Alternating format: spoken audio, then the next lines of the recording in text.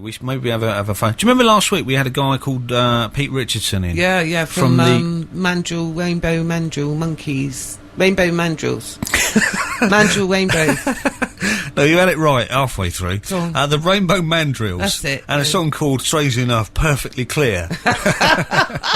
But this is their single, and this is our record of the week. Can I just say something, right? Go on. Pete's got on his Rainbow Mandrills Facebook page this lovely picture of a big mummy mandrill with a baby mandrill under her. And he said, this is what it's all about. I can't tell you how dodgy it looks because there's a kind of tail involved. It just... Have a little look. You do have to have a little look, I tell you. It's worth it. Here they are, the Rainbow Mandrills, Perfectly Clear.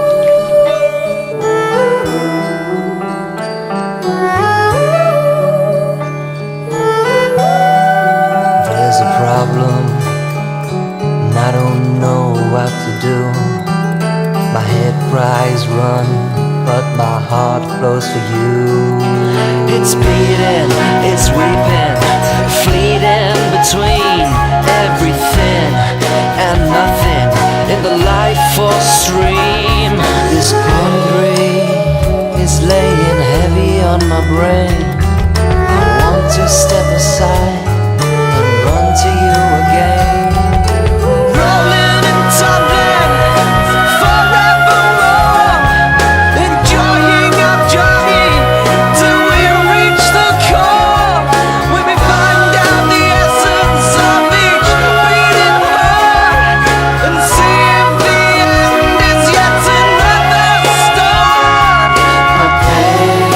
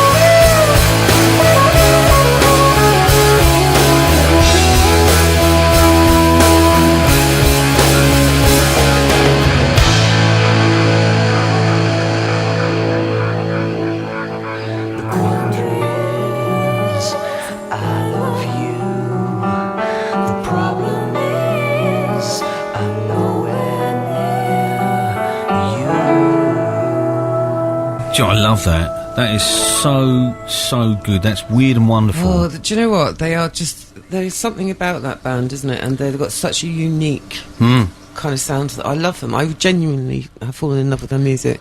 They are, hopefully, fingers crossed, going to be, because I say, somebody put a message on Facebook the other day, I think it was me, actually, someone, it was me, and then Rob Carr said, wouldn't it be great to hear them live in the new year? Excellent. So, you know, Rob Carr is the guy that organises Post Fest. Wouldn't it be great to see them on a stage? Could they recreate it on a stage? I mean, yeah, I'm pretty sure they're all decent musicians, but what a fantastic sound they've got. Really, really, really impressed. It knocked me out the first time we heard it. I went home and I played it to the wife at home, and she instantly fell in love with it. And it is very Pink Floyd. Some people are saying there's a bit of Beatles in there as well. There's lots of weirdness. And he looks like something out of Supertramp. He does, and the thing that I liked about Peter was how humble he is. I mean, you know, we said a couple of complimentary things in the show and on Facebook, and I got a private message saying, thank you so much, you're really kind. And I have to say, Peter, it's not being kind, it's being honest. Yeah, no, thank you for sharing your music. How wonderful was that? Yeah. Kind of reminds me, do you remember there was a song by Kate Bush, and it was really, it's my favourite record, and it's called Moments of Pleasure. I probably know it, Ian, but I never know the name of things. Off the Red Shoes album. Right, okay. And it was just full of weirdness, an amazing vocal, lots of musical things going on in the background, but it was just, you've got to listen. The first time you hear it, you think, that's weird. Second time you hear it a little bit more, and it's one of those things that really, really grows on you, but you've just got to play it really, really loudly. And it just reminded me about, a bit of that. It's weird, but wonderful. Well, if you look on Rainbow Mandrills' website, they ask for other musicians who play anything like ethnic instruments and stuff. So obviously they're looking how to create sounds and how to create new sounds, different sounds. You know, I love that. I just like, it's like fusion music, isn't it? Brilliant. It's just there's lots of thought and lots of obviously talent as well. It's not just right. Let's just bang out a song. You know, if the right person could hear them, I really think they could be fabulously huge. They could be. You know, I think you're right. I think the key would be, can they recreate that sound live? And as you know, last week talking to Pete, he's had his health problems over the last decade, and fingers crossed he's on the mend now. So you know, let's hope that at some point in 2014 his health improves enough so that they can go out and do this thing live. And somebody will, because they're obviously brilliant musicians, and can they do it live? Well, 2014 will hold the key.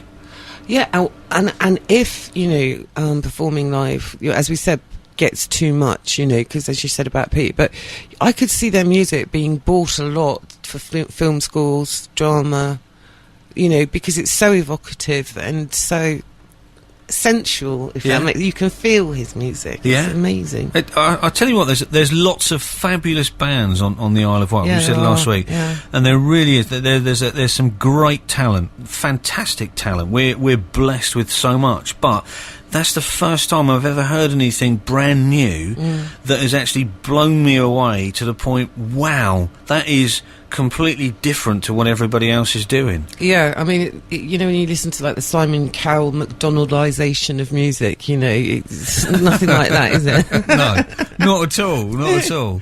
Hey, look, we'll take a break and we'll come back with a good song from 1986 from a one-hit wonder. Her name was Sophia George, and I bet you don't remember her by name, but you'll remember the song in 2 ticks.